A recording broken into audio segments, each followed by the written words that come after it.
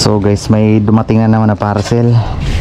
At dito tayo mag-unbox sa labas mga idol kasi magyaw-yaw naman yun si Mrs. mamaya na may parcel na naman dumating para dito kay Red. Yan. Unbox natin to mga idol. Yan, 2 linggo na to nakatambay si Red dito. Yan. Pakita ko sa inyo mga idol kung ano tong nabili natin para kay Red na naman. Spoil to si Red eh. Yan. Ito mga idol, yung binili ko mga idol ay para to sa tambutso. Yun o. Uy, yung ganda men. Yan. Para kay Red to. Yan. Kuha muna tayo ng pangkabit mga idol. Ito gis yata to, gis or gis nga to mga idol. Kuha muna tayo ng gis para to dito mga idol. Ayan mga idol. Oh shit, ang ganda tingnan men. Stainless pala to mga idol yung nabili natin. Yun o. Kuha muna tayo ng pangkabit number 8 ay number 10 na open range na tayo kabit mga idol. Meron na tayong open range na number 10. Eto, excited na rin ako ikabit talaga itong mga idol oh.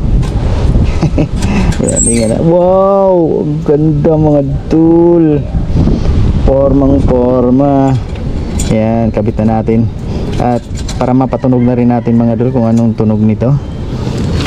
Yan, forma.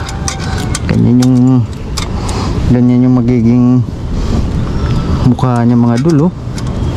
Shit. Pogi, Red. Dagdag pogi na naman kay Red.